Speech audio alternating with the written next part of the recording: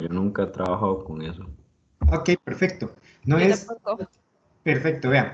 No es nada del otro mundo, es una pizarra básicamente. Nada más que en esta pizarra podemos poner post, ¿ok? Entonces, voy a compartirles pantalla, vayan ingresando, me van a ver conectado por ahí. Igual les voy a compartir pantalla para que tengamos todos acceso exactamente a la misma información en vivo. Ok, bueno, ya vi que están entrando. Como verán, lo que tenemos es una pizarra en blanco. Del lado izquierdo hay una barra de controles. Ahí entonces hay varias opciones. El primero es un lapicero que sirve por supuesto para escribir. Después tenemos un borrador. Eso sí, escribir y borrar es un poco tedioso porque digamos uno hace una línea y después borrar tiene que pasarle exactamente encima de la línea porque si no, no se borra todo. Entonces no rayen demasiado porque si no es un desorden. Ok, está el puntero normal, están los post-it que son lo que vamos a utilizar ahora. Simplemente le hacen clic a los post-it, se va a abrir una ventana emergente que dice nota adhesiva, ahí pueden seleccionar el color del post-it, o si quieren hacerlo solamente como texto, sin nota, digamos sin papel, pueden escoger sin color. Aquí simplemente entonces escriben lo que van a aportar. En este caso voy a escribir el título, mapa de empatía. Le dan guardar y va a aparecer el post-it dentro de la pizarra. Igual queda abierta la interfaz todavía en caso de que necesiten ingresar más, ¿cómo se llama? Más papelitos, más post-it. Después esto los pueden pues, colocar en diferentes partes del tablero, también los pueden girar, pueden ampliar el tamaño, pueden hacerlo más chiquitito. Normalmente vamos a necesitar hacerlos un poquito más pequeños para que nos quepan todos dentro del tablero. También se pueden agregar fotografías que se puede hacer a través de aquí, añadir imagen o simplemente jalándola, haciendo un drag y colocándola dentro del tablero. En algunas prácticas vamos a necesitar entonces pues utilizar las fotografías. También se pueden dibujar algunas figuras geométricas, como ven por acá. Podemos agregar texto. Y está esta última herramienta que es el puntero láser, para ir señalando algunas secciones sin que se raye la superficie. Ok, de manera que si ustedes quieren mostrar algo dentro del tablero, pues pueden agarrar el láser y mostrarlo cuando estén hablando o haciendo alguna pregunta. En la parte superior tenemos este control que es para agregar páginas. Entonces podemos agregar una segunda, tercera, cuarta, quinta página, las que necesitemos. Este software tiene la ventaja de ser colaborativo número 1, gratuito número 2, porque forma parte de la suite de Google. Existen otros que son más chivas y hacen, digamos, trabajos más complejos con Post-it, pero son versión de pago. Bueno, sí tienen versión gratuita, ¿verdad? Pero tienen una capacidad, digamos, limitada para la cantidad de personas que se pueden ingresar, número 1. Y número 2, hay que registrarse en el sistema y no todos tienen, digamos, la voluntad de hacerlo. Entonces, generalmente vamos a trabajar sobre este Django. Ok, chicos, vamos a hacer lo siguiente. Vamos a hacer una tormenta de ideas acerca de quiénes son los posibles usuarios de este producto, ¿ok? Del jabón para manos Lysol. Entonces, a partir de este momento, cuentan con 5 minutos para poner en post-it sobre esta superficie los usuarios, los posibles usuarios que a ustedes se les ocurra puedan necesitar este producto. ¿Ok? Y no se preocupen en este momento, no se cuestionen por quiénes sean, es decir, simplemente es una tormenta de ideas. Por tanto, se van a agregar todos los que ustedes consideren necesarios.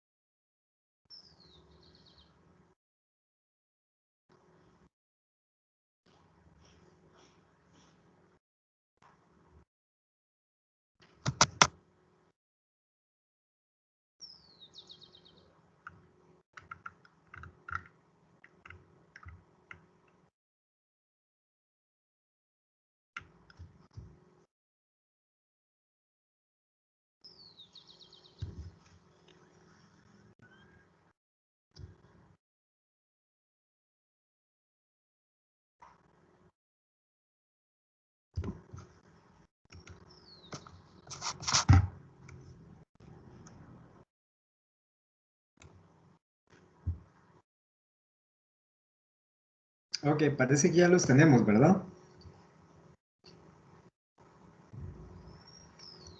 Listo, vean. Ahora, y ahora que los tenemos, vamos a hacer lo siguiente.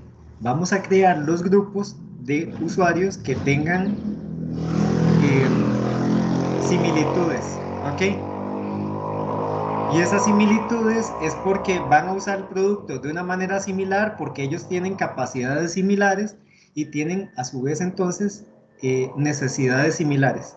Entonces procedan en este momento de este montón de, vamos a ver, de usuarios que tenemos, generar grupos, agruparlos por similitud.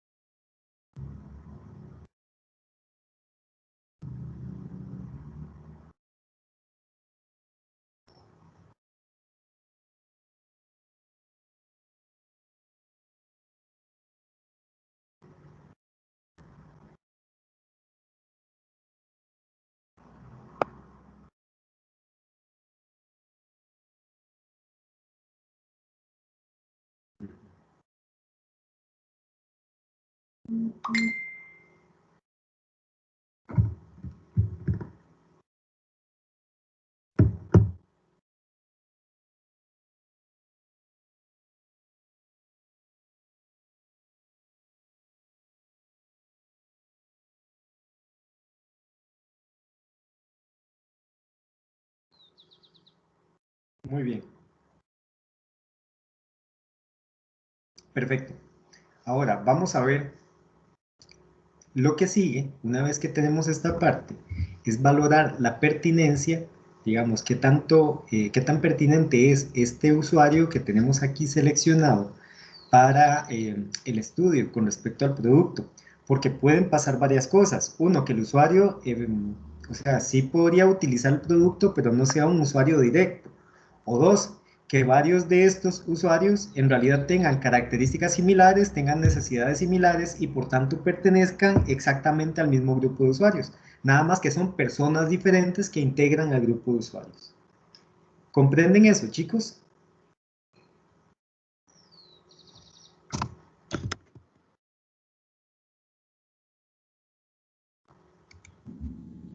Profe, entonces, Sí, sí, profe. asume, asume, digamos, las personas que necesitan ese producto, por decirlo así.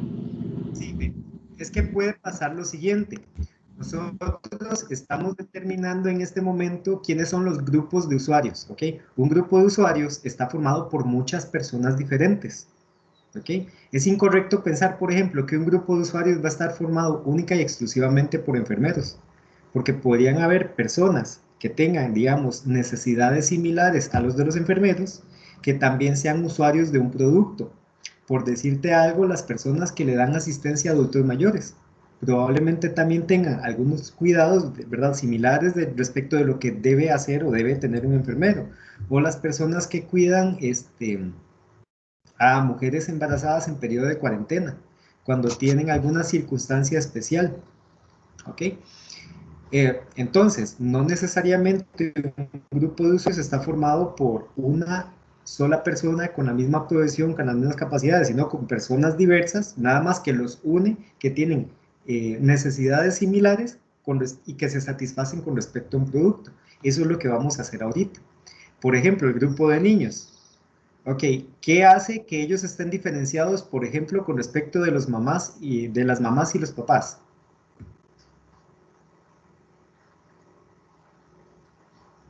¿Qué los diferencia? Porque ambos necesitan lavarse las manos antes de comer y después de ir al baño, con el Sí, objetivo porque de lo eliminar, hacen obligatoriamente también, porque los mandan.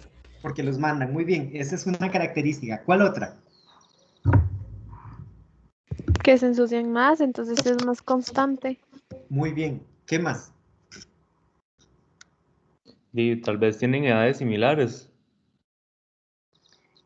Bueno, ahí tendríamos un rango porque, vamos a ver, la niñez empieza más o menos desde que nace el niño hasta aproximadamente los 12 años, que es el periodo de transición hacia la adolescencia. Entonces, si te das cuenta, ahí tenemos un rango bastante amplio que implica algo, ¿ok? Con respecto al producto. Un chico de 2 años tiene la misma habilidad para utilizar este producto que uno de 7 u 8 años. No, No, Entonces, ¿dónde empiezan nuestros niños? ¿En qué rango de edad empiezan a utilizar esto? Más o menos. 5 años, tal vez, por ahí. Podríamos decir que 5 años. No necesariamente esto tiene que ser súper específico, pero busquemos una edad promedio, 5 años, que es cuando empieza la escolarización y cuando más se necesita de esa independencia del niño, probablemente sea una buena edad para poner el rango inferior límite, ¿ok? Ya ustedes entonces dieron los motivos por los cuales el grupo de niños parece ser un usuario separado de todos los demás. Es que efectivamente tiene características que todos los demás no tienen y que van a aportar algo al estudio, al análisis de este producto. ¿Ok? Ahora, vámonos con los doctores. Doctores, enfermeros, médicos, personas que trabajan en centros médicos. Profe, perdón, antes de eso, entonces digamos, en el caso de los niños, aunque ellos no compren directamente el producto, igual van a ser usuarios, ¿verdad? Sí, claro, porque no necesariamente... Vamos a ver, ¿qué compra un niño? Básicamente nada, como un chupete o algo así. Exactamente, los chicos no van a comprar nada, los que compran son los papás y los chicos utilizan cosas, Sí, entonces son usuarios. ok, perfecto. ¿Estás viendo? Esta, digamos, determinación de usuario no depende de que la persona sea la que compre el producto. Ok, profe, está bien. Gracias. Con gusto. ¿Alguna otra pregunta, chicos? ¿No? Perfecto. Vamos con los médicos. Veamos. Médico y este Lysol. Cuestión de pertinencia. Un médico que va a entrar en, vamos a ver, el quirófano dentro de 5 minutos a hacer una operación a corazón abierto, va a lavarse las manos con Lysol comprado en el Walmart. Probablemente use como jabón quirúrgico o algo así. Exacto. Entonces, ¿eso qué quiere decir? Que ese grupo son usuarios de este producto, de este dispensador comprado en el Walmart. Porque lo que recuerden, lo no. que estamos analizando no es el jabón, es el dispensador, ¿ok? Porque es el dispensador de que es fácil de usar. Entonces, nosotros estamos analizando la cajita que contiene el jabón y el cómo se utiliza para poder dispensar el jabón. Entonces, doctores, médicos y personas que trabajan en centros médicos pertenecen a nuestros usuarios. Profe, yo diría que sí, porque digamos, si uno habla de algún producto y se recomienda, digamos, entre médicos dicen, ok, en el Walmart el mejor jabón que conocemos es el Lysol, entonces ahí se van recomendando, se podría crear un usuario. Ok, vos, vamos a ver, esto es un poco, digamos, de desconocimiento de cómo funcionan las cosas. ¿Vos crees que un médico lleva su propio jabón al hospital? No, pero lo podría usar en la casa, digamos, no usaría el jabón ese Lysol. Estoy de acuerdo. Cuando lo usa en la casa, ¿lo utiliza como médico o como papá? Como ¿Cuál es la papá, diferencia? o bueno, o como persona soltera, digamos, cualquiera de las dos, Entonces, en ese momento, ¿es importante que él sea médico? ¿no? No, eso quiere decir que el grupo de médicos, entonces, ¿es usuario o no lo es? Pues realmente no. Exacto. Tu aporte es buenísimo, porque el hecho de que yo sea de una profesión no quiere decir necesariamente que mi profesión me haga de una vez usuario. Me explico. Que yo Ok. sea médico y que compre este para usarlo en mi casa, no quiere decir que los médicos necesitan este producto. En el momento en que él lo compra para la casa, él es un usuario casero. Él va a ser médico y usuario médico cuando lo va a utilizar en el contexto de uso de su trabajo para desempeñarse mejor, ¿comprendes? Sí, claro. ¿Ves? Entonces, esta parte, digamos, es tal vez de las que a uno le ocasiona conflicto al principio, porque el hecho de que una persona tenga una profesión no hace que la profesión se adueñe por completo de su vida, que yo sea profe, yo no soy profe 24 horas al día, solamente de 7:30 a 4:30 cuando salgo. Después de que salgo, yo soy Donald. y voy al gimnasio, me explico, y cuando yo estoy en el gimnasio no soy profe, soy un compa del gym, ¿ok? Después, los días que voy, qué sé yo, a clases con el grupo coreográfico, entonces en ese momento yo me transformo en un intento bailarín, entonces yo ya dejo de ser profe, yo ahí soy alumno, soy estudiante. Y cuando yo voy al supermercado a hacer las compras, yo no soy profe, en ese momento yo soy una persona más comprando en el supermercado. Entonces, si por ejemplo el producto que vamos a ver, que un grupo estuviera estudiando es algo como el Jamboard, entonces yo soy usuario, yo soy un profe y con esto puedo dar clases. Pero si este producto, digamos, vamos a ver, si intentan meterme a mí como, vamos a ver, como Donald, el que va al grupo de baile, yo ya no soy usuario de este producto, porque en el grupo de baile yo necesito otras cosas, ¿me explico? Y esto probablemente no sea útil dentro de ese contexto.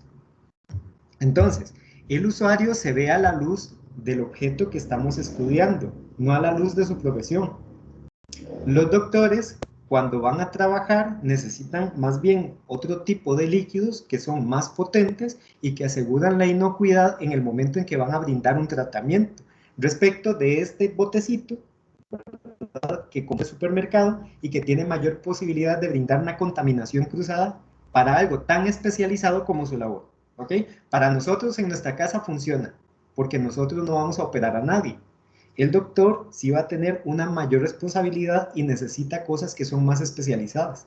Y una de las cosas que debe, digamos, por ejemplo, que un hospital se debe de cuidar es que no haya traslado de estos utensilios de allá para acá, o sea, que salgan del hospital y vuelvan a entrar al hospital con un manejo independiente por parte de una persona, porque eso más bien es una probabilidad de contaminación. Más bien, este tipo de cosas estarían fijas a la par del lavabo, nadie lo tocaría más que las personas de mantenimiento que se aseguran que en todo momento esté listo para ser utilizado y minimizar la posibilidad entonces de alguna contaminación. Ahora, veamos. El grupo de estudiantes y adultos jóvenes, ¿qué diferencia tienen con respecto a las mamás? ¿Sí? Disculpe, yo tengo una pregunta. ¿El producto se define, digamos, según el propósito en que esté hecho o solo para lavarse las manos? Porque una persona como usuario, digamos, podría que lo compre, pero no necesariamente solo para lavarse las manos. Seguro quiere hacer un experimento y quiere hacer burbujas, digamos, y ya lo hace usuario. Perfecto. Lo que pasa es que ¿para qué fue diseñado el producto? ¿Para dispensar jabón o para hacer experimentos? Es que esa es la pregunta, porque me haría usuario si yo lo hago para otra cosa, entonces el propósito sería diferente. No, porque entonces tendrías que pensar en los casos de uso ilimitados y ridículos que se te ocurran. ¿Sí me explico? Ok. Porque entonces uno caería más bien en la lógica de, ok, ¿y si a alguien se le ocurre clavar con esto? ¿Sí me explico? Y entonces empezaríamos a estudiarlo como, vamos a ver cómo podría ayudarle a clavar a alguien cuando él no está hecho para eso. Él está hecho para dispensar jabón. Y nuestra misión entonces como diseñadores es estudiar cómo él lo dispensa. ¿Sí me explico? Si alguien por algún motivo lo va a utilizar para un experimento, eso es un uso que esa persona específica le está dando al producto, pero el producto no está hecho para eso. Sí, Ok. sí. Sí, quedó claro. Perfecto, qué bueno. Profe, ¿Sí? perdón. Digamos, ahora que estamos hablando de los médicos, digamos, ahí metemos absolutamente a todas las personas que trabajen en el sector salud, como dentistas, pediatras y todo, o solamente como a personas que operan a cirujanos, digamos. Ok, la pregunta clave es, ¿existen diferencia entre ellos con respecto al uso de este producto? Exacto. ¿Ves? La respuesta es, si por ejemplo uno detecta que hay alguna diferencia con respecto a alguno de ellos en el uso del producto, probablemente sean usuarios diferentes. ¿Ok? Si todos ellos lo necesitan para lo mismo en momentos similares y para cosas similares, quiere decir que son parte del mismo usuario. Está bien, profe. ¿Ok? En este caso, bueno, recuerden en todo momento, no estamos estudiando el jabón, ¿ok? Ni estamos estudiando el cómo lavar las manos, estamos estudiando este dispensador específico que la gente dice que es fácil de usar. Y queremos saber por qué la gente dice que este dispensador es fácil de usar. ¿Ok? Entonces, en todo momento hay que recordar que este es el chunchito que alguien va a comprar en un supermercado y lo va a llevar a su casa o al lugar de trabajo para, ¿cómo se llama? Para dispensar el jabón y lavarse las manos. Pero el punto es que nuestra mirada está sobre este tarrito, no está sobre el jabón.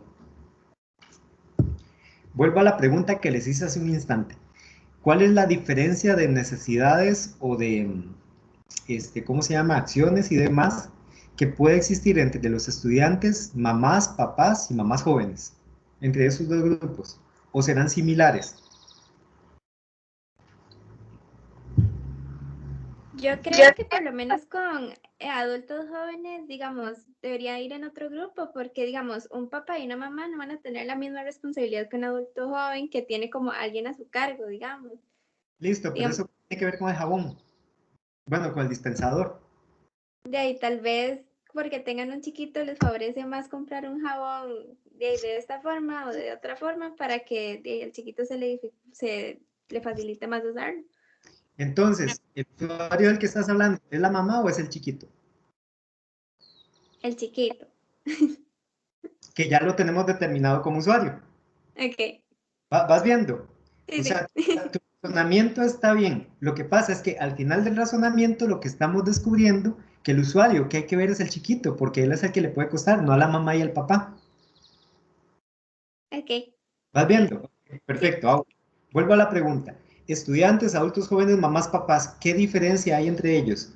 ¿Tienen alguna necesidad diferenciada? Es decir, los adultos jóvenes estudiantes versus mamás, papás, ¿tienen diferencias de necesidades con respecto al uso de este producto? Yo considero que no. La Ok. única forma de que tuvieran diferencias desde mi punto de vista es que tuvieran alguna discapacidad. Listo. Lo cual hace que sean otro usuario. ¿Ok? Porque ya no serían estudiantes, sino personas con capacidades físicas disminuidas. Entonces, ¿qué podemos concluir? Que estudiantes, mamás y papás, ¿qué? Pertenecen al mismo grupo de usuarios. Exacto, exacto. Vamos a ver que son parte de la diversidad de usuarios que tienen necesidades similares, capacidades similares y que van a comprar esto para lavarse las manos. Lo único que podríamos encontrar diferenciado entre ellos es la cantidad de dinero que tienen. Es decir, el Lysol tiende a ser más costoso que otras marcas de jabón líquido, ¿verdad? Entonces, si consideramos el perfil del estudiante, probablemente tenga menos recursos para comprar este producto respecto de mamás y papás. Pero nosotros no estamos haciendo un análisis socioeconómico, sino de uso. Y con respecto al uso, parece que ellos pertenecen al mismo usuario. ¿Ok? Entonces, ya tenemos determinados dos usuarios. El conjunto de niños, conjunto de mamás, papás, estudiantes y demás, que ahorita todavía no lo hemos bautizado, pero ahorita le ponemos nombre entonces. Agarren esos papelitos y forman un solo grupo. Profe, yo tengo una pregunta. Sí, adelante. En el mapa de empatía, nosotros tenemos que hacer 4 usuarios, ¿verdad? De esos 4 usuarios, No. dos... No. ¿Qué? No hay un número determinado de usuarios. Cada proyecto, vamos a ver, al investigar en cada proyecto, uno determina cuántos usuarios son los pertinentes para el proyecto. Que la plantilla tenga 4, 5, 6 es porque eso es lo que cabe en el papel, no porque esa es la cantidad que hay que hacer. Ah, ok, está bien. Ahora, ok, la pregunta era, ajá. si de esos usuarios, 2 pueden ser como de la misma profesión, estando en contextos diferentes. Sí, pero no tiene sentido tener dos de la misma profesión en contextos diferentes, no es enriquecedor para el proyecto, más bien uno busca crear el perfil de manera tal que ¡salud! Te lleve a los extremos, digamos, de cada uno de los grupos de usuarios, precisamente para poder satisfacer la necesidad de la mayoría de las personas que están debajo de esos extremos. Profe, ¿y los usuarios yo los deduzco Justo. o tiene que ser alguien en específico que yo conozca, entreviste y me haga todo lo de empatía? ¿O yo lo deduzco? La persona al final, ¿te referís? Ajá, la que va en la plantilla, digamos. Vean, una condición necesaria de la persona que hay al final es que no debe de existir. no es alguien que existe físicamente, no es alguien que yo conozco. Porque una vez que yo ponga a alguien que yo conozco, dejo de diseñar para los usuarios y diseño para esa única persona que yo sí conozco.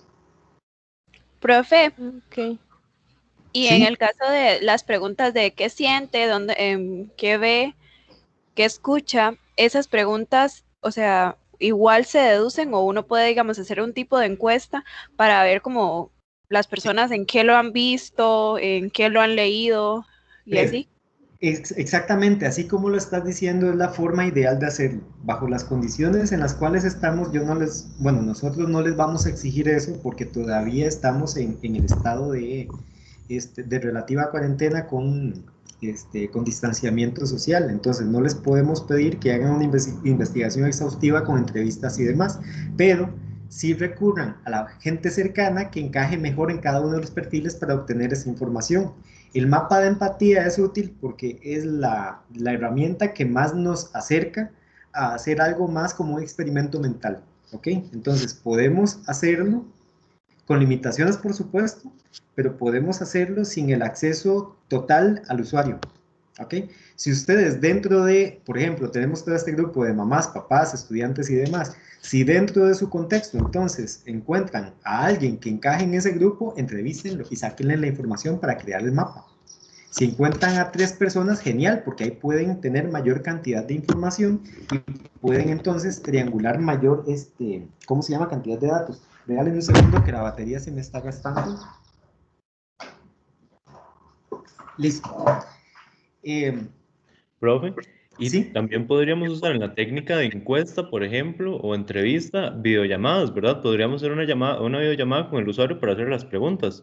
Así es, digamos, la videollamada es solo el medio, la técnica sigue siendo la misma, es decir, si vos tenés entonces un conjunto de preguntas y estás haciendo una videollamada y te están contestando las preguntas, sigue siendo un cuestionario, ¿ok? Si tenés un guión y entonces la persona conversa y te dice y vos puedes navegar en los datos para sacarle más a la persona, igual es una entrevista, lo único que está cambiando es que el formato ahora ya no es presencial, sino que es a través de medios virtuales, lo cual les da una ventaja porque pueden grabar la sesión en caso de que hayan datos, porque muchas veces en vivo cuando uno está entrevistando se le pasan cosas mientras está conversando porque puso atención en algún otro punto, y teniendo el registro del video, pues uno puede volverlo a ver y encontrar más información valiosa para el proyecto. Igual, yo les recomiendo, por ejemplo, si se puede, hacerlo por escrito, ¿ok? Porque por escrito le obliga a uno siempre a sintetizar y a decir lo más importante respecto de lo que pasa en video. Sin embargo, no todas las personas van a acceder a hacer una entrevista por escrito, entonces busquen los medios que sean los más apropiados según el usuario que ustedes estén entrevistando. Ok, profe. Y entonces, por ejemplo, las preguntas de estas de qué ve, qué siente, qué oye y todo esto, serían basadas más que todo en el producto, ¿verdad? ¿Cómo se siente la persona? ¿Qué piensa la persona acerca del producto? Ya vamos a llegar a eso. Ah, ok, listo. Okay. El paso que sigue es llegar a eso. Entonces, si tienen preguntas de esa parte, por el momento guárdenlas porque ya vamos a pasar el documento y vamos a hacer el de un usuario. ¿Ok? Ahora, chicos, ¿qué diferencia hay entre adultos mayores, por ejemplo, mamás, papás, estudiantes, etcétera? Tal vez la fuerza, profe, tal vez no sé si el producto es difícil de utilizar para ellos porque tienen que estriparlo y como son adultos mayores tienen falta de colágeno y entre otras cosas. Exactamente. Tienen más necesidades. Ajá. Sí, vean, ahí está sobre todo el asunto. El adulto mayor tiene algunas capacidades ¿cómo se llama? Pérdidas físicas, capacidades físicas disminuidas, debido al proceso normal, digamos, de envejecimiento. Entonces, son más propensos a perder la fuerza de las manos y a presentar padecimientos como la arteriosclerosis, ¿ok? Que dificulta la movilidad y genera dolor cuando uno ejecuta algunos dolores. Eso quiere decir que probablemente el grupo de adultos mayores sí sea un usuario diferenciado y que merece estudiarlo así, ¿ok? Porque puede brindar información valiosa acerca de la facilidad de uso del producto. Ahora, entonces ya tenemos los niños, tenemos adultos mayores, tenemos mamás, papás, tutti frutti que tenemos de este lado, que no hemos bautizado, pero después lo vamos a bautizar. Las amas de casa tienen alguna digamos, necesidad diferenciada de mamás, papás, hombres jóvenes, estudiantes, o pertenecen al mismo? Pertenecen al mismo, yo creo. Ok, listo. ¿Van entendiendo la lógica del cómo se hace esto? Sí, profe. ¿Les queda más claro respecto de lo que habían hecho antes? Sí, profe. Muy bien. Vamos al último grupo que me parece, bueno, hay dos grupos que me parecen muy interesantes. Bueno, primero, cocineros. ¿Cocineros tienen alguna diferenciación en sus necesidades con respecto a amas de casa, mamás, papás, etcétera? Bueno, yo desde mi punto de vista no creo que un cocinero utilice un dispensador porque es para limpiarse las manos. Imagínese el graserío que tienen las manos o cosas así.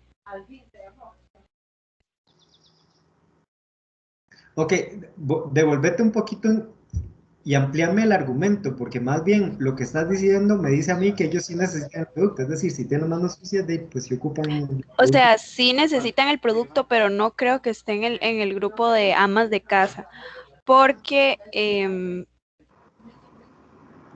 tal vez sí, no creo que lo necesiten más bien porque puede ser un dispensador diferente que ellos necesiten para... Perdón, profe, es que estoy desconcentrada. Tranquila, no, pero te voy entendiendo ahora sí la idea. Me explico, es que de la forma en como lo dijiste antes era como de ellos tienen las manos sucias, de ocupan del jabón, me parece un dispensador. Pero ahora sí ya te entendí el argumento. Más bien es como que el cocinero probablemente le estorbe algo como esto dentro de todo el ambiente de la cocina. Exacto. ¿Ok? Que probablemente sea algo fijo que le facilite el agarrarlo en un solo lugar y lavarse las manos. Ajá. O que Como, simplemente toque un botón o sea un sensor o algo así para no embarrarlo de lo que esté utilizando. ajá, ok, un poco, digamos, como un médico. Nada más Ajá. ambiente. Listo, perfecto. ¿Alguien que tenga un contraargumento? Yo pienso que, digamos, lo que se diferencia de un cocinero o bueno, el grupo que pusieron ahí, trabajadores de supermercados, profesores y todo eso, tal vez lo pusieron como en un solo grupo porque se tienen que relacionar con otras personas. Entonces, o sea, van a estar en contacto directo con otras personas. Entonces, digamos que la necesidad de lavarse las manos constantemente va a ser mayor a estar en la casa, por ejemplo. Y yo, por ejemplo, yo puse personas que trabajan en centros médicos, porque, por ejemplo, a mí se me vino a la idea mi mamá, que ella es farmacéutica, o sea, ella no es médica, ¿verdad?, de que opera ni nada de eso, pero va allá a la caja, ella sale a trabajar y igual lleva un jabón con ella, ¿verdad? Porque, digamos, cuando ella tiene que desinfectarse las manos, lleva el jabón con ella, ¿verdad? Así como lleva el alcohol y todo, porque ella tiene que salir de la casa, entonces se tiene que cuidar más, porque nosotros nos quedamos acá. Entonces, digamos, yo no la miraría a ella como una doctora que tenga que utilizar un jabón quirúrgico, porque no es necesario, es como un usuario más, digamos. Exacto. Pero sí tiene que tener más cuidado para no exponer a las personas de la familia. Listo, perfecto. Entonces, vamos a ver, esta persona, digamos que en este momento está, el representante es tu mamá, necesita llevar el jabón, ¿por qué motivo? Porque no está en el lugar donde trabaja. Para ir entendiendo, porque ahí se está viendo una brecha que yo no había visto y podría ser que en medio de todo lo que sucedió con la pandemia haya un uso nuevo para un producto como este que está destinado más bien a estar en un lugar fijo. Sí, lo que pasa es que realmente no tengo claro si es que, digamos, a veces que se acaba el jabón, como ahora es como más la gente lo utiliza más. O sea, son ese tipo de factores que ella lleva su alcohol, lleva como cosas más personalizadas porque ya el contacto con la gente no es tan directo de, ay, mira, se me acabó tal cosa, regálame, ya. Entonces ella como que transporta ese tipo de cosas porque ya es algo más necesario. Entonces, digamos, por situaciones de pandemia, ya siento que se adapta uno a la situación. Listo, vean, porque ahí sí podría existir un usuario, digamos, que apareció en medio de la situación de la pandemia, alguien que es como muy prudente y que prefiere andar listo ante cualquier eventualidad. Ahora, tu mamá es un caso, digamos, ideal, porque como lo decís vos, trabaja en una farmacia. Cuando uno trabaja en una farmacia, tiene contacto no solo con gente, sino con gente enferma. Porque de mentira que el 100% de la gente que va a la farmacia está sana y le va a comprar el medicamento a un familiar enfermo. Es decir, muchas veces uno sale, digamos, yo lo he hecho, yo salgo a la consulta médica, me dan la receta, me voy directo a la farmacia con la enfermedad que tengo a comprar las cosas que necesito. Entonces, por supuesto que alguien que trabaja en farmacia no solo está expuesto al público, sino que está expuesto a público que está enfermo. Y en este momento que podría tener COVID sin saberlo o sabiéndolo. Y que se arriesgue en la farmacia porque el punto es que sí podría ser que exista este nuevo usuario que antes no existía porque no había pandemia, que por prudencia y por necesidad, ambas cosas, digamos, ande uno de estos dentro del bolso. Sí podría existir, es decir, sí parece muy probable que exista. Ahora, volvamos a los cocineros. Los cocineros entonces formarán parte de nuestros usuarios. Son tan, digamos, tan fuertes.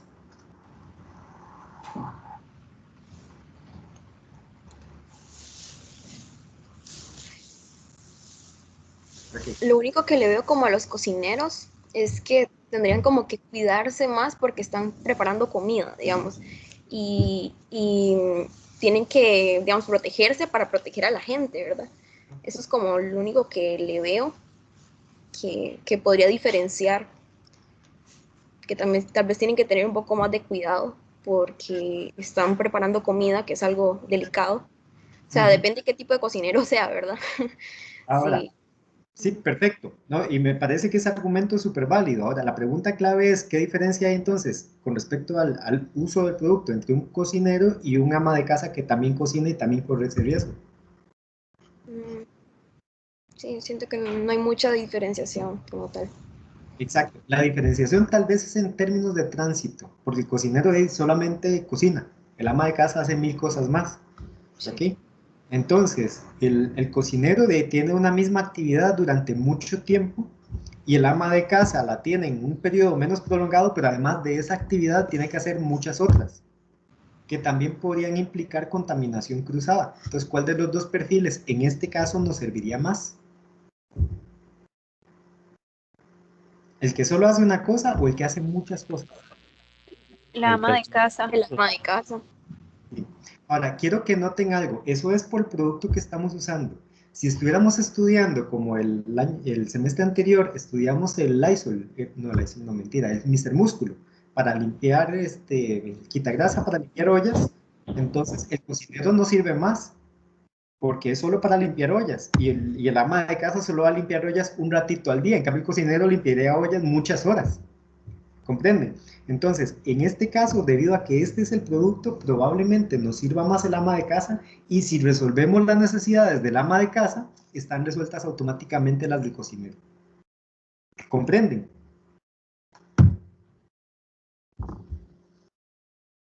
Silencio largo, eso quiere decir lo están asimilando. Sí. Entonces, profe, eso, el ama de casa quiere decir que vamos a ver. Que este grupo de ama de casa, mamá, hombres, etcétera, que no le hemos puesto nombre todavía, va ganando por el momento. Y que si yo les resuelvo las necesidades de ese grupo, de una vez ya tengo resueltas las necesidades de los cocineros. Ah, ok. Y eso sería como la primer parte de la plantilla, ¿verdad, profe? Del mapa de empatía, que es como definir a los usuarios con sus características. Exacto, y ya vamos a eso, así que déjame esa bolita brincando porque ahorita pasamos a ese lado. Listo, profe, muchas gracias. Okay, con gusto. Listo, ahora, perdón, en la parte de arriba donde tenemos personas con factores de riesgo, podríamos incluir entonces, o tener este grupo, tener en este grupo, digamos, vamos a llamarle en este momento al farmacéutico, a alguien que está en contacto, más bien con personas que podrían tener alguna enfermedad y que por prudencia entonces prefieren tener sus implementos de limpieza y desinfección a la mano. ¿Ok? Ahora, en este grupo, por ejemplo, pues, hipocondríacos, no estoy muy seguro de que quepan, porque una persona hipocondríaca es aquella que siente todo el tiempo que está enfermo, ¿ok? Que escucha alguna noticia de una enfermedad y automáticamente ya siente que la tiene. Y eso no asegura que se quiera lavar las manos todo el tiempo. ¿Sí comprenden? Profe, ¿y un germófobo? Sí, podría ser. Lo que pasa es que, digamos, ¿cuántos existen en el mundo como para ser tan contundente el usarlos como un usuario de este producto para definir la facilidad de uso. Entonces, con ese tipo de usuarios nos estaríamos encerrando demasiado, digamos, estaríamos yendo hacia un público demasiado específico. Exacto. Ahí también hay que ver, digamos, cuáles son o sea, ¿por qué él no deja de ser usuario? Lo que pasa es que la pregunta ¿es un usuario clave como para dirigir el proceso de diseño del producto? No, porque...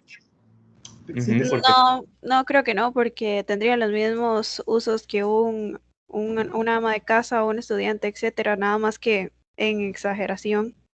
Sí, como que lo usaría con más frecuencia, quizá. exacto.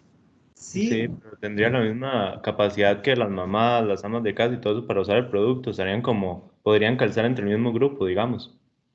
exacto, exacto. Esa es la lógica entonces de todo esto. Noten que tenemos muchos, digamos, en este momento muchos usuarios, pero resulta que si a un grupo le resolvemos las necesidades, probablemente a 2 grupos más también se las resolvemos. ¿Qué quiere decir esto? Número 1, que este grupo es el que tiene que ser el usuario. Y número 2, que esos 2 que están subordinados al tener necesidades similares, probablemente más bien pertenecen a ese mismo grupo de usuarios. ¿Ok?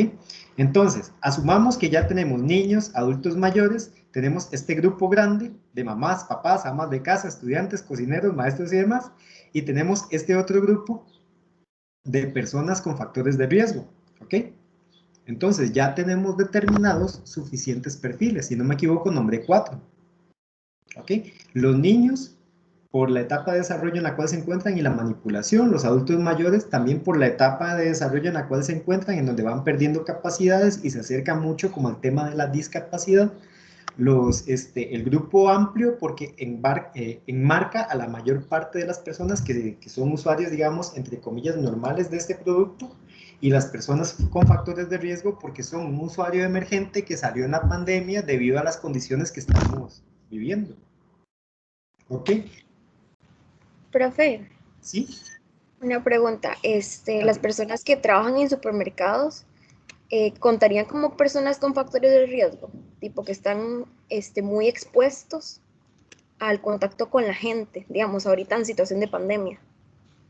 En ese caso, digamos que sí podría ser, pero el perfil tendría que diseñarse bien para que quede claro por qué necesita jalar todo ese tipo de cosas. Okay. ¿Sí me explico? Porque cadenas de supermercados grandes en ese sentido han tenido mucho cuidado de mantener todos los protocolos necesarios. Entonces, digamos, uno llega al Walmart y lo primero que te dan es el plastigel para las manos, ¿verdad? Si ese detalle existe para nosotros, existe también para con los empleados. Ahora, si lo que tenemos es el empleado del mini super del barrio, tal vez ese sí quiera andar con sus cosas porque quién sabe si él cuenta con todo. Okay. Profe, y digamos, mis papás son doctores, entonces ellos entrarían como personas con factores de riesgo, pero o sea, ellos no son como de para hacer cirugía o en quirófanos, cosas así, sino que solo atienden como consultas Privada. privadas, sí. Sí, en ese caso probablemente encajen más bien ahí en personas con factores de riesgo o expuestos a factores de riesgo. Ok, gracias. B, en el caso, ahí digamos hay varios bemoles.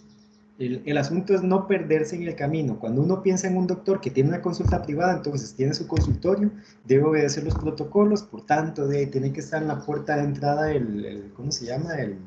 Ay, se me olvidó, el pediluvio. Ok, probablemente también alcohol en gel y si no, lavarse las manos, alguna de las dos cosas. Cuando pensamos en lavarse las manos, entonces esto va a estar en el lavatorio del consultorio. Pero en ese caso, el usuario no es el médico, es el paciente que tiene que llegar y lavarse las manos. ¿Ok? Y una consulta, por ejemplo, grupo de personas con factores de riesgo también serían, yo siento que ese grupo sería más que todo personas con enfermedades, digamos.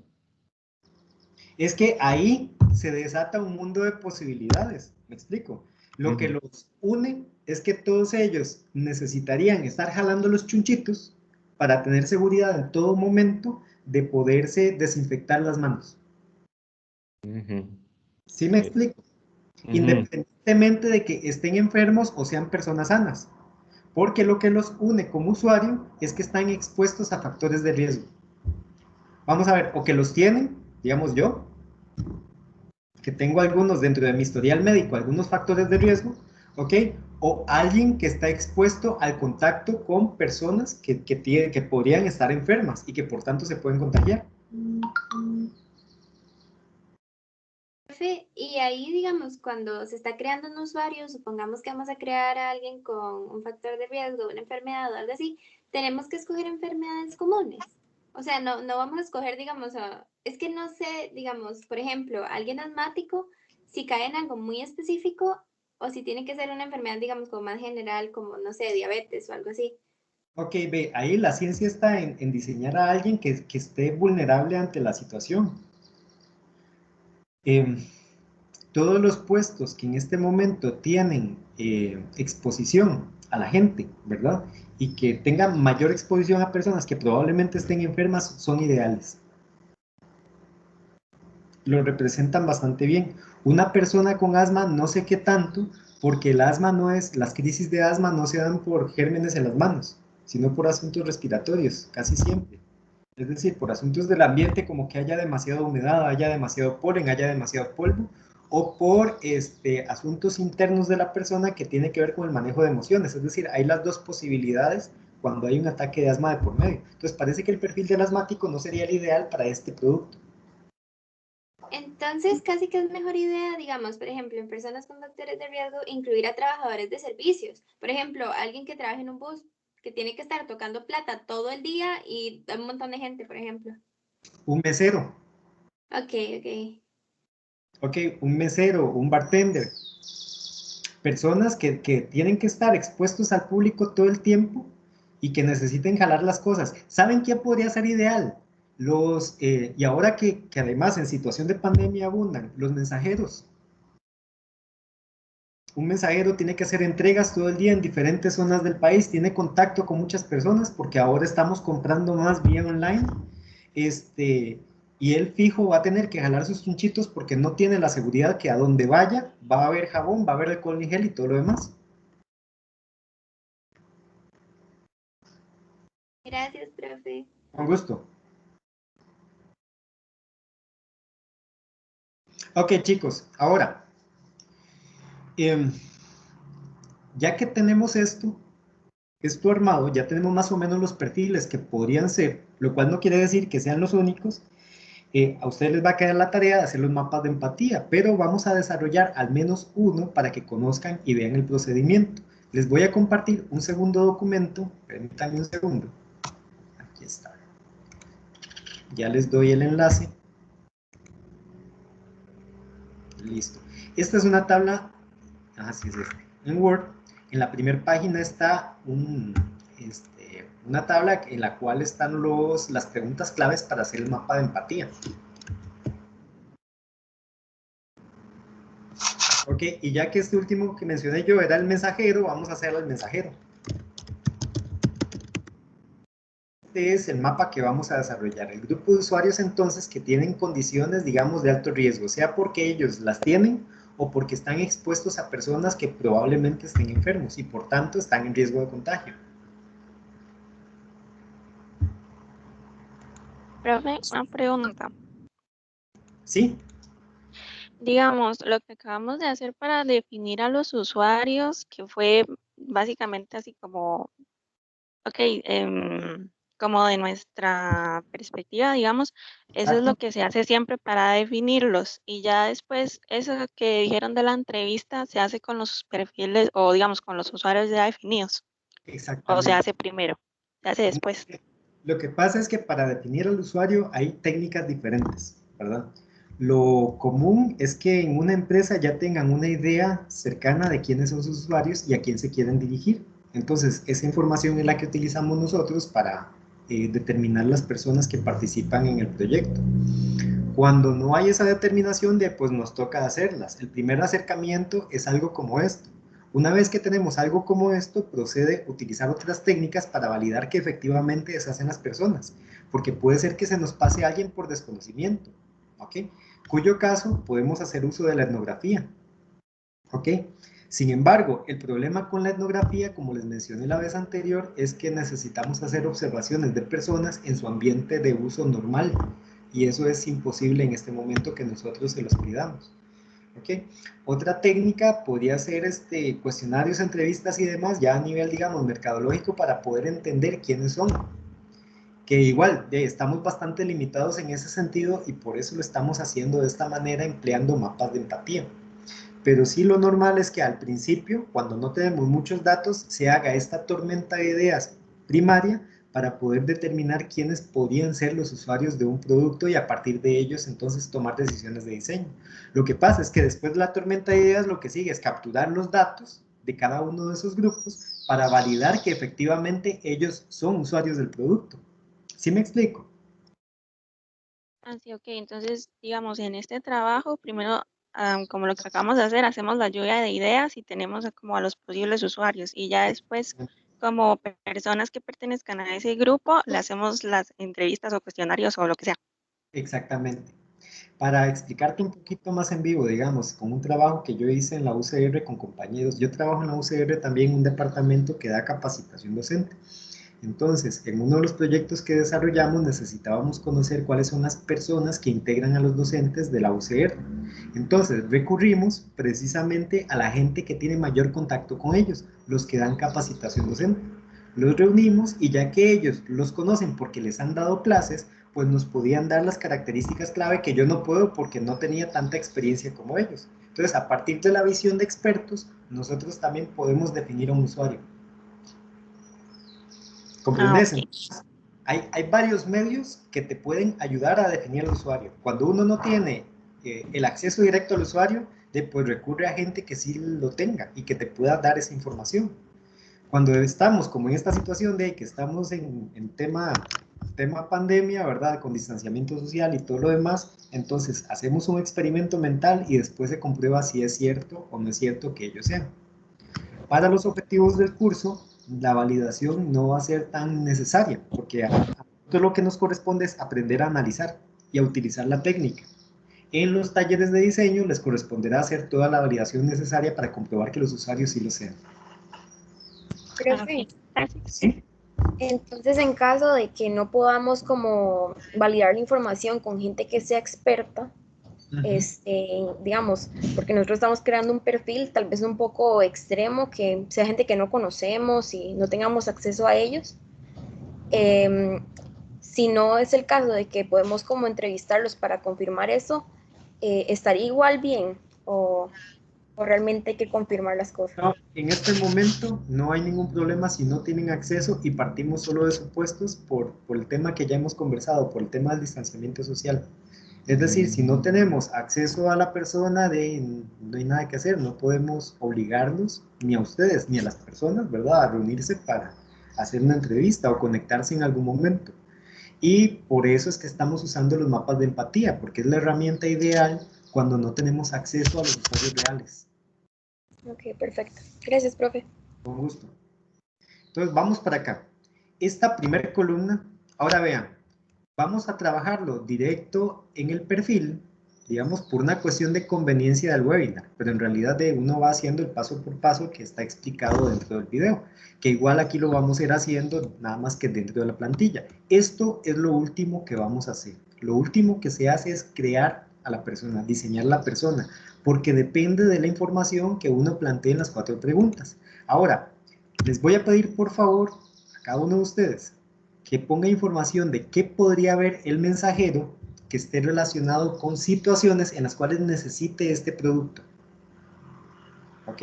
Este producto él lo necesita para dispensar jabón, porque el jabón le va a servir como barrera para protegerse de un virus en este momento. Entonces, ¿qué situaciones ve él en la calle que le hagan sentir que este producto tiene que jalarlo todo el tiempo para protegerse? Profe, una pregunta. Adelante. Antes de eso, profe, que es como el usuario final, ¿verdad? Ya en la plantilla, como cuántas personas se requieren como, en este caso, imaginar o suponer, digamos, lo que ven, lo que oyen, lo que sienten, todo eso, antes de crear al usuario final como tal. Más o menos un No te entendí bien la pregunta. ¿Cómo es la jugada? Ok, luego de que yo creo el grupo de personas, por ejemplo, las amas de casa. El usuario, ok, sí. Ajá. Luego de eso, yo voy como, en el caso correcto, sería como hacer entrevistas a personas, a no sé cuántas personas, antes de crear al usuario final, ¿cierto? Es correcto. Pero más o menos cuántas personas en este caso, profe, antes de crear al usuario final para cada grupo. Ok, ve, eso va a depender por mucho de la cantidad de grupos de usuarios que tengas determinado. Ok, digamos que con una entrevista a profundidad hecha a 3 personas tendríamos suficiente, porque si no se vuelve inmanejable. Es que ve, por ejemplo, si nosotros tenemos 4 grupos de usuarios y hacemos 3 entrevistas por cada grupo de usuarios, al final son 12 entrevistas, la cantidad de datos es inmensa. Y eso hace que esto se vuelva muy lento y poco ejecutivo. Y una de las características del método de diseño es que tiene que ser rápido, ¿ok? Rápido y muy, ¿cómo decirlo? Creo que efectivo, tal vez. Sí, exacto. Lo más eficiente que sea posible, lo más rápido en términos de su desarrollo, porque no estamos haciendo una investigación de carácter científico, sino más bien una investigación aplicada, ¿ok? Entonces, si tener muchos usuarios sería un máximo de 3 personas, si no recurrir a un par de personas y empezar a validar a partir de la repitencia de sus opiniones. Ah, ok, entonces creo el grupo, por ejemplo, amas de casa, hago el supuesto, ¿verdad? Porque estamos partiendo de un supuesto, me imagino 2 personas en el supermercado comprando, que ven, que oyen y todo, y a base de esas 2 personas las fusiono, por decirlo así, creo el mapa de empatía final. Exactamente. Para ellas. Esas 2 personas que estás entrevistando forman parte del mismo usuario. Y aquí lo que quiero que entiendan en el mapa de empatía es que no estamos registrando la información de un ser humano, sino la información completa del grupo de usuarios, todo lo que ellos vieron. Entonces, supongamos que tenemos un grupo de usuarios que es de 1 millón de personas. Entonces, ¿qué es lo que va en la información del que ve? El común denominador de ese millón de personas. ¿Qué vieron ese millón de personas? Y pongan ahí lo que vieron. Por tanto, esta lista del que ve normalmente no va a ser como 1 o 2 cositas. ¿Comprenden? Van a ser muchas, porque son muchos usuarios viendo muchas cosas, así como lo están viendo en este momento.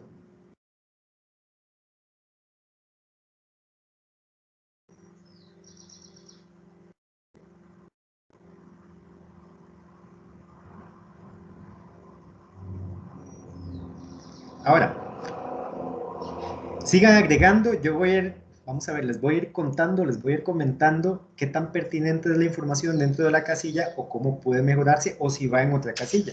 ¿Qué ve? Personas enfermas a las que tiene que llevar medicamentos. Sí, eso es algo que él probablemente está viendo.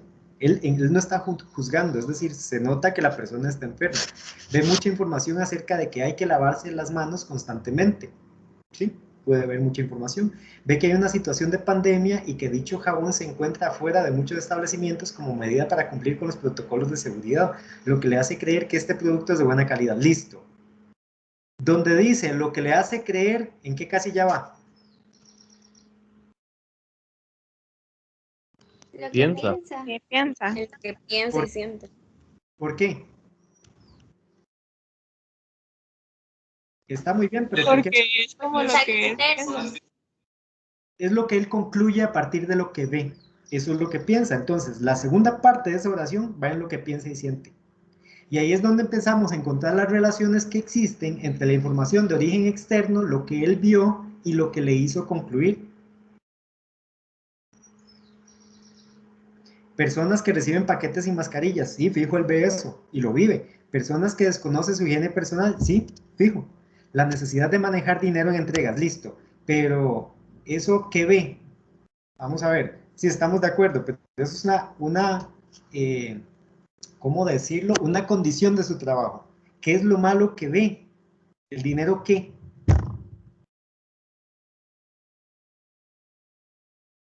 Tal vez Tal eso vez. es como que calza mejor en qué hace, ¿no? Y es una acción. Sí, pero también, ¿qué ve en el dinero que le hace desconfiar? Pues que puede estar sucio, ¿no? Listo. Listo. ¿Qué ve? Que las monedas están oxidadas. ¿Ok? Que las personas tienen las manos sucias cuando le entregan el dinero. Ese es el tipo de cosas entonces que sí iría aquí. Y la otra parte, pues, en el que dice y hace o en el que piensa y siente, que son sus conclusiones acerca de lo que puede suceder. Ve que Lysol es una marca muy recomendada. Listo, pero ¿dónde ve eso? En publicidad, tal vez, como Facebook, anuncios. Ajá, entonces esto merece una mejor redacción porque está rozando la línea de lo que piensa. Y es muy fácil de entender, vean. Cambiemos ver por piensa. Piensa que Lysol es una marca muy recomendada. Eso quiere decir que está en la línea de ambigüedad y no se está registrando claramente qué es lo que él ve. Si entonces ponen ve anuncios de Facebook, ¿en dónde? Bla, bla, bla. Entonces ahí sí tenemos lo que ve. ¿Comprenden? Sí, profe, Sí, o pero tiene que ser como más podría concreto. seguir un ejemplo en qué oye, porque también es como una pregunta para algo externo, ¿no? Carlos Oye, que Alberto. una marca bien recomendada, Oye, ¿no? no, que ya vamos para el que oye, tranquilo. Ok. Bueno, ¿Listo? gracias. Con Listo, gusto. listo. Perfecto. Entonces, chicos, el que ve son situaciones completamente ajenas a la persona. Él no está pensando, no está sacando conclusiones, lo está viendo. Entonces, uno registra literal lo que ve, no lo que él puede concluir, no lo que él puede pensar, lo que puede sentir, porque es lo que va en las preguntas que siguen, ¿ok? Ahora, ¿qué oye? Pongan por favor dentro de la casilla que oye cuáles son esas cosas que él está escuchando dentro del medio ambiente que pueden vamos a ver, hacerle sentir que este producto le va a proteger o que hay cosas en el medio ambiente que lo pueden dañar.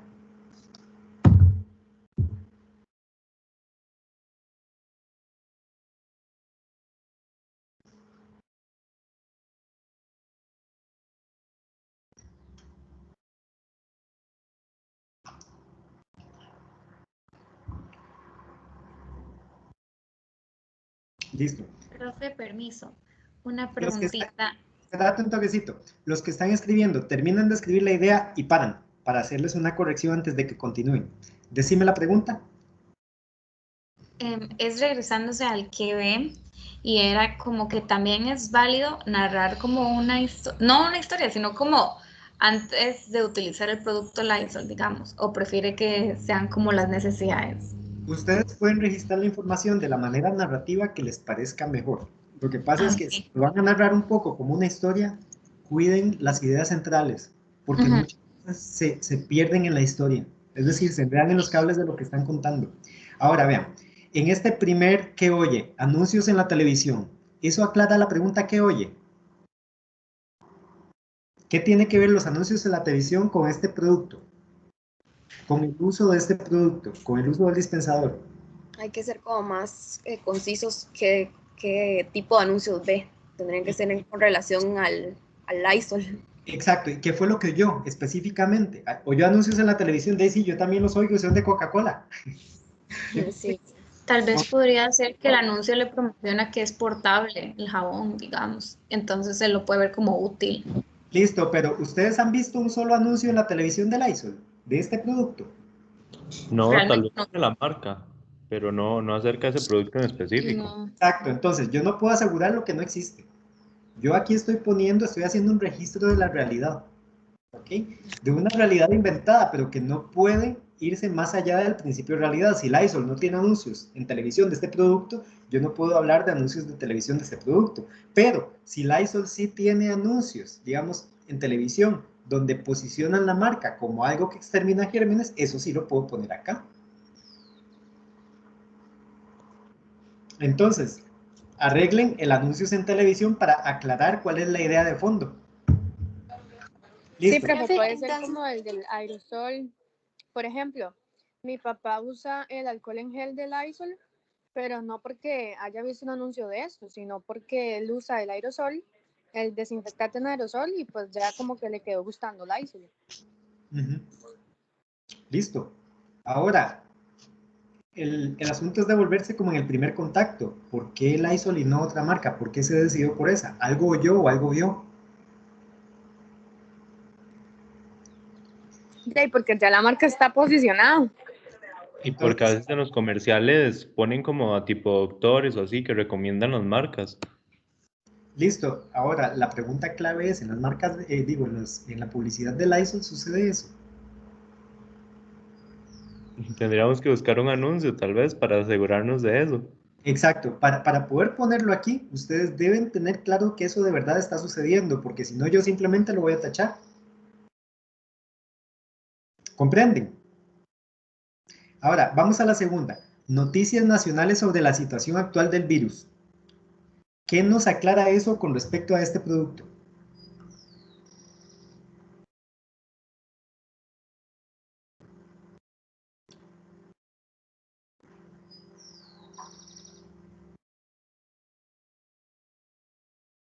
Silencio.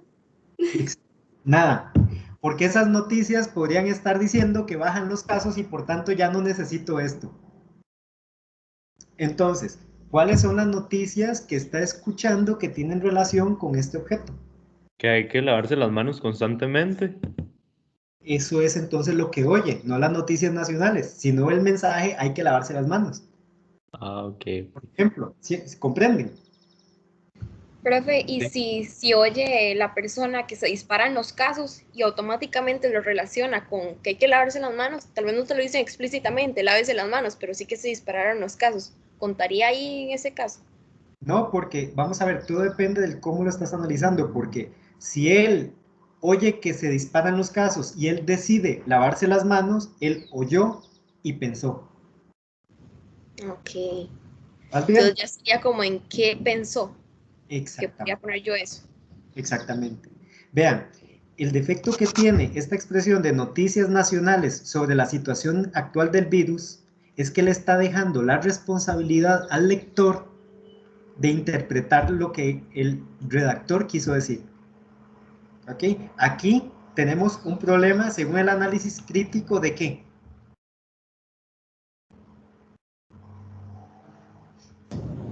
No sé, que estamos como asumiendo Exactitud, lo que mae, va a pensar la persona. claridad.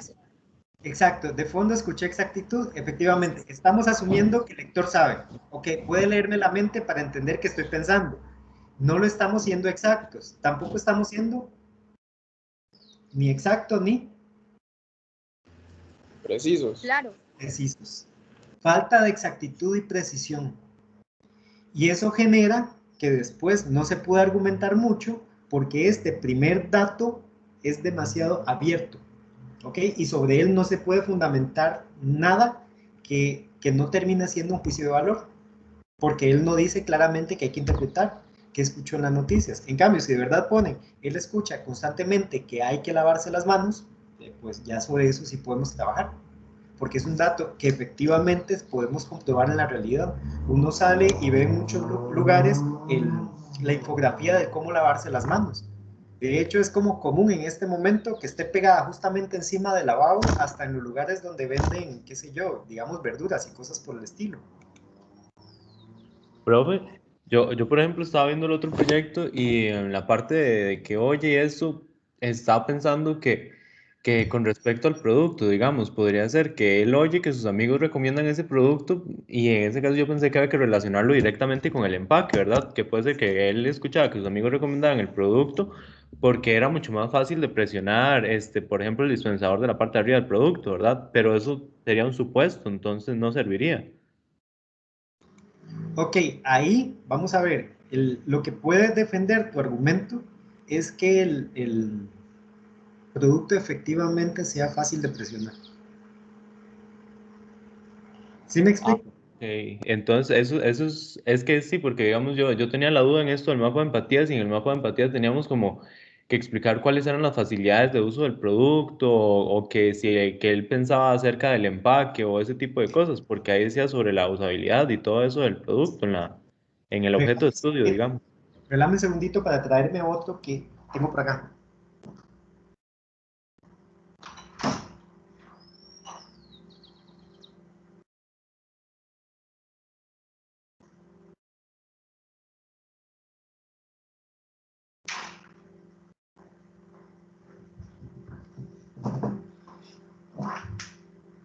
Digamos, ve este. Ok. ¿ok? Tiene menor superficie de contacto y es básicamente un botón. Este otro tiene una mayor superficie de contacto. ¿Ok? Entonces, cuando uno tiene experiencia de uso y presionar los dos, presionar este resulta más sencillo porque tiene mayor superficie de contacto y también porque se adecua más a la forma de la mano en diferentes partes. ¿Ok? Este otro no tiene tanta superficie de contacto y no te permite tanta diversidad del cómo presionarlo. Eso que estás diciendo, si bien es cierto, es cierto, no tenemos datos directos de una persona que diga eso, el producto sí lo dice. Eso sí existe posibilidad de que exista porque el producto claramente dice que es así. Entonces, sí podrías afirmarlo, a pesar de que no hayan datos desde la fuente, porque el producto lo está indicando, ¿comprendes? Profe, y entonces en ese caso podríamos hacer preguntas en la encuesta que respondan a estas preguntas sobre qué ha escuchado usted sobre este producto y todo esto. Exacto. Entonces, si Incluso, esos datos los recolectamos de las encuestas de personas que han utilizado este producto y todo eso, los podríamos de cierta manera confirmar. exacto, exacto. Ah, ok, No, ok. hay algo que se me olvidó en el que ve. Se nos olvidó a todos de hecho. ¿Qué ve él de este producto? Ah, sí, por ejemplo, eso era lo que yo, lo que me tenía en duda, por ejemplo, la forma del producto, que es más angosto en el medio y ese tipo de cosas. Exacto. Y Ah, ok, después, entonces todo ese tipo de datos los podríamos meter ahí. exacto. Son datos 360, ¿ok? Son datos que tienen que ver con el producto propiamente y su uso, que tienen que ver con lo que ve alrededor de la marca y que entonces van a formar una opinión de él acerca del producto. ¿Comprenden? Profe, una pregunta. ¿Hay una persona, digamos, a la etiqueta, ser algo externo al producto? ¿Se puede opinar sobre eso? ¿Tiene que, digamos, ser directamente relacionada con el uso? ¿Cómo? No te entendí esa parte. Digamos, una persona, básicamente que si podemos incluir, digamos, en características del producto y demás, la etiqueta, por ejemplo, los colores que se utilizan, si llama la atención o cosas así. Ok, solamente en aquella parte donde haya puntos de contacto que tienen que ver con el uso del producto. Entonces, digamos, solo como el envase y la cosita donde uno presiona, sería. Buscar la información si hay algo que uno tenga que conocer. Ok. ¿Ves? Digamos, si vemos la parte de atrás, viene, no sé, la información de ingredientes. Eso no es un punto de contacto para el uso. ¿Ok? Sí, Pero entonces son cosas como más tangibles, digamos. no, pueden ser intangibles porque, por ejemplo, las precauciones. Ok. Eso sí es información importante que está relacionada con el uso. ¿Ok? Está bien, profe. Ok, Gracias. con gusto. Los puntos de contacto no necesariamente son físicos, ¿ok? Los puntos de contacto pueden darse de manera solamente visual, por ejemplo, y sigue siendo punto de contacto porque es necesario para poder proceder con el uso o porque el producto te podría estar indicando cómo interactuar con él. Profe, ¿Sí? relacionado con esto como de la parte exterior del producto, de la etiqueta y así, yo sí podría añadir aspectos de ese tipo cuando lo estoy describiendo, ¿verdad? Como los colores de la etiqueta y, por ejemplo, como cosas en esa línea, cuando estoy haciendo, digamos, la primera parte del trabajo. Sí podrías describirlo, sin embargo, digamos, recordar que en todo momento nos interesa la relación con el uso del producto. Ah, ok. Si por ejemplo, digamos, vamos a ver, concluís que los colores ayudan a transmitir la sensación como de que es natural, que no daña las manos, nos puede ayudar con el tema del uso. Ah, ok. Muchas gracias, profe. Mucho gusto. Profe, una duda. Es que Sommer, que está en mi grupo, ella tuvo problema ahorita con el internet y la sacó de la llamada. Entonces, esta reunión queda grabada, ¿no? En el grupo de Teams. Es correcto, va a quedar aquí grabada, yo igual se la subo a YouTube apenas puedo y les envío el enlace. Y el YouTube queda también aquí en la sección en la parte superior queda registrado. Bueno, en el muro también queda registrado. Ok, perfecto. Gracias. Con gusto. Ahora, chicos, nos quedan exactamente 6 minutos y a las 11 yo tengo consulta con una chica de proyecto de grabación. Entonces, vamos a hacer lo siguiente. Vamos a pasar al qué dice y hace. Ok, pongan, vamos a ver, al qué dice y hace y al cuáles son los esfuerzos que realiza, para que veamos el ambiente interno y también veamos la parte de esfuerzos, que es la más compleja tal vez, o en la que más escollos topan normalmente. Entonces, llenen la información del qué dice y hace, y llenen por favor también la información de cuáles son los esfuerzos que realiza. Profe, y una consulta con lo del storyboard. Es que la mayoría estamos como un poquillo pegadillos en esta parte, como lo del mapa de empatía, ¿verdad? Entonces tenemos como un poquillo de miedo de que el storyboard, de que no nos dé como tiempo, porque hay ciertas cosillas que no estamos 100% seguros, ¿verdad? Y cómo realizarlo y todo eso. Sí, profe, yo tengo muchas dudas del storyboard. Ok, chicos, vean. Yo el día de hoy tengo una reunión por la tarde a la 1:30, ¿ok? Probablemente esa reunión sea larga y se extienda hasta aproximadamente las 3 de la tarde.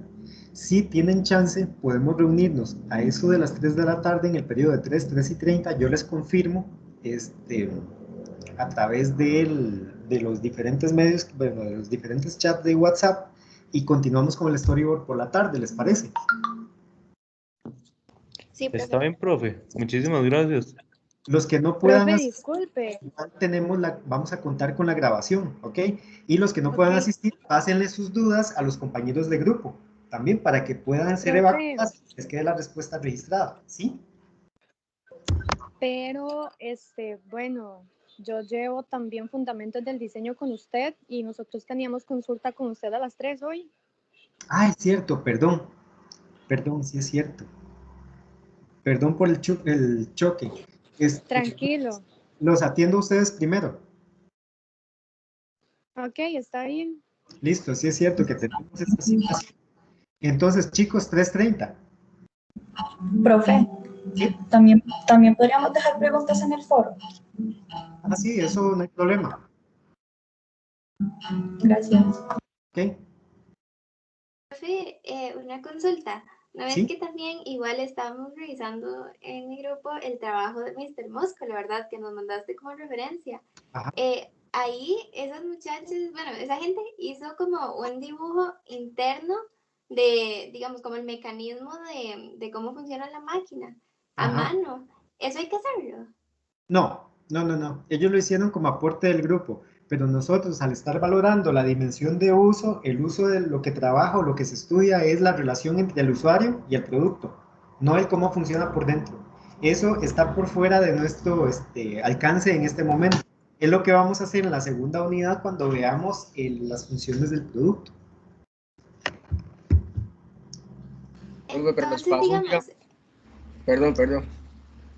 tranquilo, que digamos, relacionado con el... Bueno, no, mentira, te voy a preguntar más tarde el storyboard, tranqui. Muy bien. Sí, profe, eso, bueno, yo creo que iba parecido a lo que iba a preguntar la compañera, los pasos para, de uso del producto, eso sí, creo que le contestaste a alguien en el foro que sí hay que dibujarlo, eso, ¿verdad? Es correcto, los dibujos en el storyboard tienen que estar hechos a mano. Ok, profe. Listo, gracias. ¿Qué dice y hace? Dice que el dispensador es fácil de usar, pero que a la hora de guardarlo debe enroscarlo y presionarlo hacia abajo, lo que ocasionaba que... Ok, muy bien. Ese qué dice y hace está diciendo claramente, digamos, cuál es su pensar y cuál es su actuar. Ok. Dice que el dispensador a la hora de presionarlo echa una cantidad, ahora hay que decir cantidad qué, calificarla, apropiada, inapropiada, demasiada, poca, exactamente qué está pasando ahí. Este tipo de cosas, por ejemplo, con respecto a la cantidad, es algo que ustedes pueden valorar en sus propias casas. Utilícenlo para ver qué cantidad está echando, si es demasiada o si más bien es muy poca, o si es la apropiada. Profe, no es que en mi grupo igual hicimos unos videos y hay un video de una mamá de un compañero que le costó muchísimo buscarlo. O sea, literalmente es un video de 1 minuto de ella tratando de abrirlo. Un video así se puede utilizar para dar puntos, digamos, de aspectos negativos del producto. Sí, es correcto, a condición de que eso lo vivan muchos usuarios, porque podría ser una situación puntual de una sola persona. ¿Me Sí, es explico? que a mí se me hizo ¿Profe? curioso, porque a mi papá también le pasó, por ejemplo. Ajá. Entonces, sí, no Profe, sé. si vieras que una compañera también nos mostró 3 videos y las 3 personas como que al principio les costaba un poquillo quitarle como el seguro que tienen, entonces eso sí. Ok, chicos, vean, si eso está pasando repetitivamente, entonces hay que registrarlo, porque es la realidad vivida. Y ahí estamos encontrando ya puntos de mejora. A la parte de esfuerzos, no le han entrado los esfuerzos. Pongan al menos un par más. El primero funciona bien, se expone al público desconociendo su higiene personal. Ok, ahora, ese es uno de sus peligros. Eso desata algún otro esfuerzo. Entonces, ¿qué tiene que hacer él?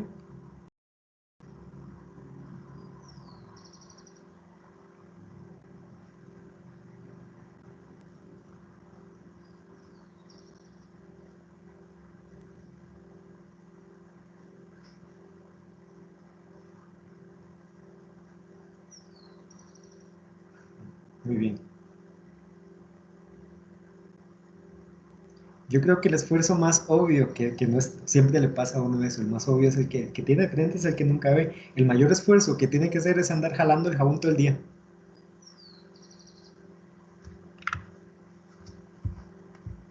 Profe, una pregunta. Para esa parte del esfuerzo, ¿el precio del producto podría ser un candidato? Digamos, tratar de comprar el producto puede ser un esfuerzo para la persona, porque es más elevado el de otros jabones. Sí, sí podría ser, pero vamos a ver, si el estudio estuviera ahondando en la dimensión, digamos, comercial, como nuestro estudio está incluso, lo que registramos ahí son datos que tengan que ver con facilidades o dificultades del uso. Ah, ok, como lo que dijeron del seguro. Exactamente, exactamente. Ok, ya le entendí. Gracias, profe. Profe, disculpe, es que dice Sommer que está intentando entrar, que se la puede aceptar. Decirle que no, porque más bien yo voy a terminar la llamada porque tengo la consulta con la chica de proyecto de graduación, que más bien Ok. se va a dar más tarde. O Está sea, que bien. no la fe, es que más bien ya necesito atender a la otra estudiante. Ok. Bueno.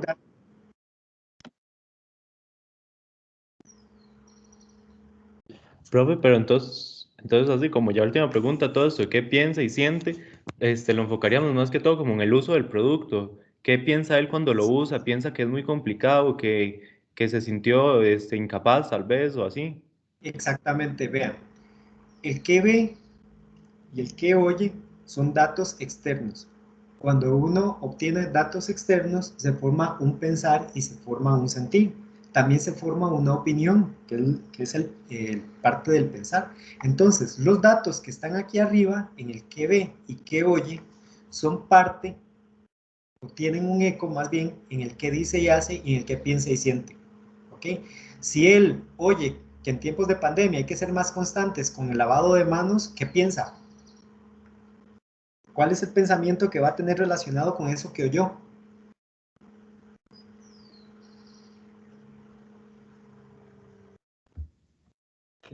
Que debe lavarse las manos constantemente. ¿Y qué hace? Para lavarse las manos, ¿qué hace? Anda el producto a su disposición. ¿Entienden eso, chicos? Sí, profe. Vean. Digamos que una cosa se deriva de la otra. Exactamente. La ciencia de hacer un mapa de empatía es número 1, no perder de vista que tiene un enfoque, que es el estudio de un producto, que tiene un, ¿cómo se llama? Un objeto de estudio, ¿ok? Número 2, que cuando se van contestando las preguntas, no se contestan independientemente, se contestan interdependientemente. El que ve tiene que ver con el que oye también, ¿ok? Y estos dos, que ve y que oye, forman su opinión, su pensar y su actuar. Por tanto, en el que dice, hace y que piensa y siente, tienen que estar las consecuencias de lo que vio y de lo que oyó. Cuando se califica el mapa de empatía o cuando se evalúa, digamos, a ustedes les toca hacer una autoevaluación del mapa de empatía antes de entregarlo para saber que está bien. Tienen que notar esas líneas de dependencia que existen entre la información que ve, que oye, lo que dice y hace y lo que piensa y siente. Por eso se hacen como en un orden específico, ¿verdad? Por eso para es sacar uno de la otra y así. exactamente. Por eso tenemos primero que entender la información de carácter externo, porque la información externa genera la interna. Okay. ¿Comprende? Perfecto. Por eso esta herramienta está especializada cuando uno no tiene acceso a las personas. ¿Ok? Entonces, por ese motivo es que estudiamos primero lo que está por fuera de las personas, para poder comprender cómo se genera su opinión. ¿Comprenden, chicos? La última, ¿cuáles son los resultados o beneficios que espero obtener? Es muy fácil de contestar, porque básicamente es transformar a positivo todos los esfuerzos que realiza. Se expone al público desconociendo su higiene personal. ¿Cuál es el resultado que espera obtener con respecto a eso? Profe, y una pregunta, a la hora ya de contestar quién es y cómo es, ya es al final de todo esto, de contestar todas esas preguntas. Exactamente. Cuando ya tenemos toda esta información, ahora sí le ponemos nombre. ¿Quién puede ser el mensajero?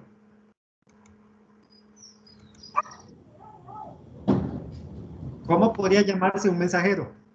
Póngale nombre. No sé, como Julián Rodríguez, una cosa así. Exactamente. Entonces, él es Julián Rodríguez, es mensajero. ¿Cuántos años tiene? 35. Perfecto, digamos que tiene 35 años. Ahora, resulta que estamos desarrollando un proyecto de un jabón antibacterial que sirve como bloqueo, digamos, contra bacterias y demás para protegerse del coronavirus. ¿Es la edad que más nos sirve? ¿No podríamos tener un mensajero un poquito más viejito? No hay. 45, entonces. Muchas gracias. 47. Ok, supongamos que 45.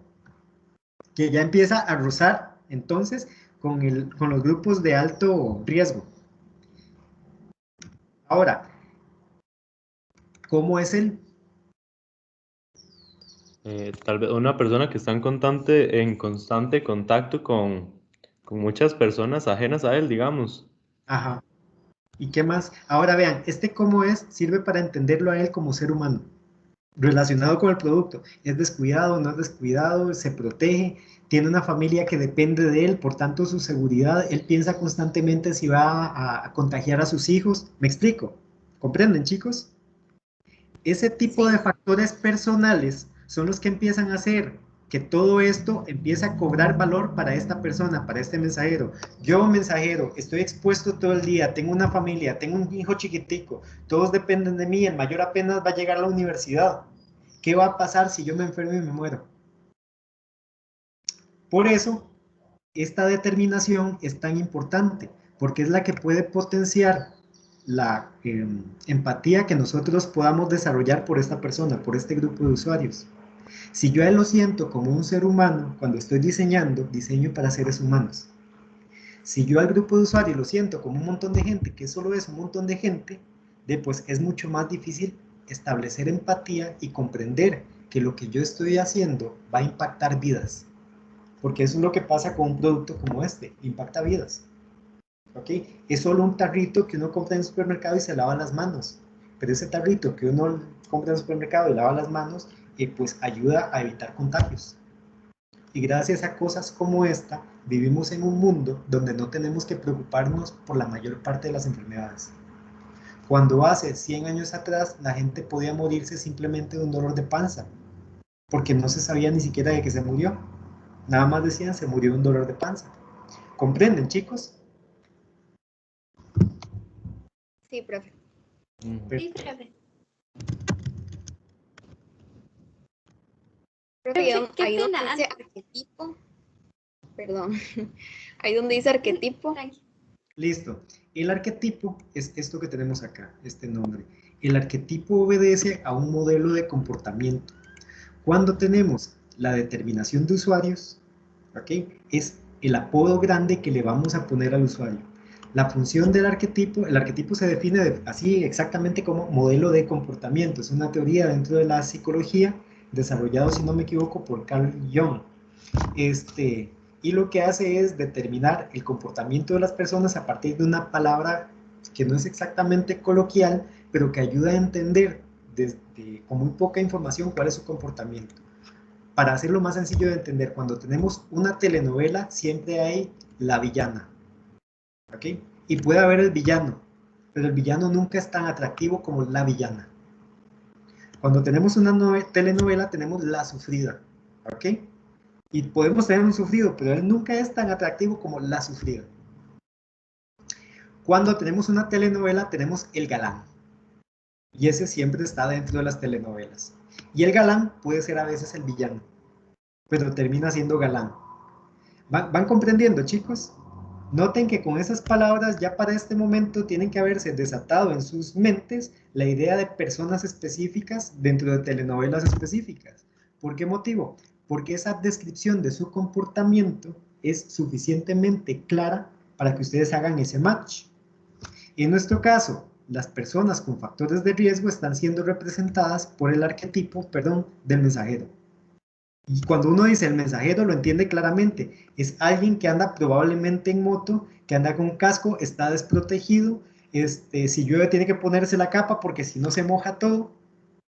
Tiene que andar con todas sus cosas. Si le dan ganas de ir al baño, tiene que parar en algún lugar para poder ir al baño, así como la McDonald's o algo por el estilo, porque él no está fijo en un solo lugar. Entonces, uno puede entender muy bien quién es y cómo es su comportamiento con ese nombre.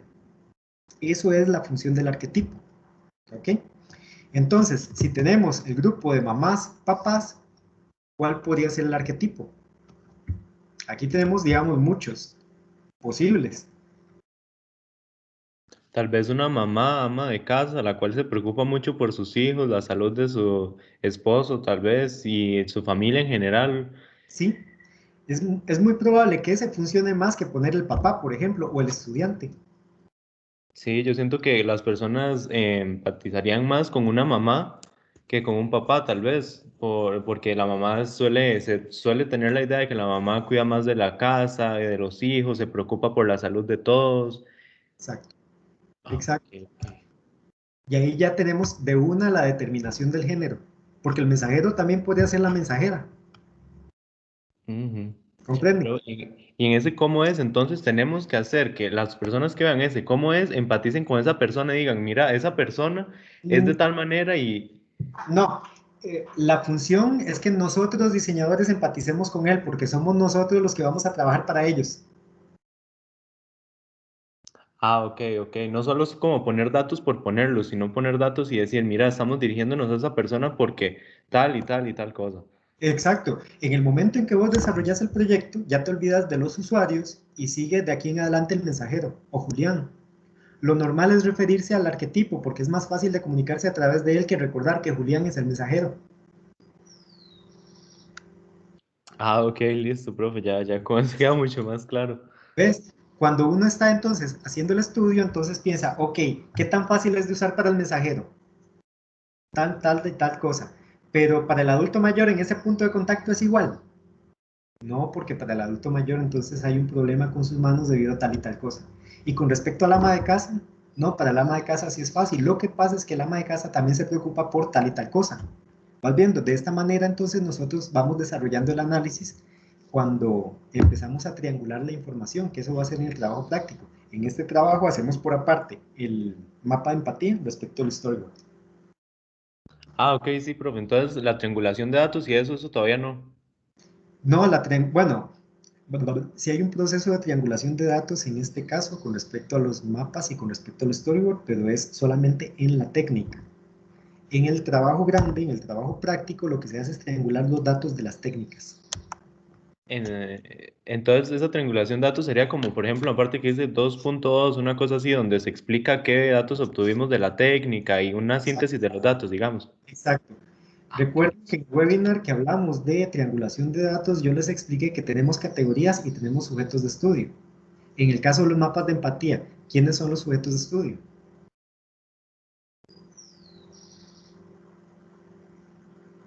¿A quiénes vamos a estudiar los mapas de empatía? A los usuarios, ¿no? Exacto. Los arquetipos, ¿sí? Exacto. ¿Y cuáles son las categorías? La información del mismo tipo que se puede comparar es una categoría. Se puede decir que, por ejemplo, si 2 usuarios o más, entonces se dice que muchos usuarios o varios de los usuarios se preocupan por sus familias y la salud de las mismas y ese tipo de cosas, digamos. Entonces, ¿cuáles son las categorías? Que ve, que oye. Cada pregunta configura una categoría porque tiene información similar que se puede comparar para cada sujeto de estudio. Ahora. Una pregunta fuera. Sí. Perdón, es lo que, ¿crees que te puedes fijar? Es que no ves que cuando subiste como los informes de fundamentos de diseño, le subiste comentarios a todos los grupos y a mi grupo, que es el 7, nos subiste el documento en blanco. ¿En serio? Sí, entonces nos extrañó. Si te puedes fijar. Ok, listo. Gracias. Pónganme la consulta en el foro para que no se me pase, porque hoy sí tengo un día literal, así, una tras otra. Digamos, yo salgo de este almuerzo y entro a otra reunión, y después entro a la reunión de la tarde, y después salgo a cenar de la tarde, entonces puede ser que se me pase. Entonces mejor ponérmelo en el foro para que me lo recuerde más tardito. Está bien, profe, ya te lo pongo, gracias. Perfecto, con mucho gusto. Bueno, chicos, ahora sí tengo que dejarlos porque ya consumí tamaño rato de Estefanía. Entonces, nos vemos ahora por la tarde para ver primero lo del storyboard. Después, si nos queda chance, entonces podemos aclarar algunas otras dudas que salgan de por acá. Pregunto, ¿les queda un poco más claro cómo hacer este proceso? Sí, profe, muchas gracias. Ah, profe, muchas gracias. Perfecto, con mucho gusto para servir. Nos vemos entonces más tardito, chicos. Ok, profe, buen día. Profe, gracias. Hasta luego, profe. Para servirles.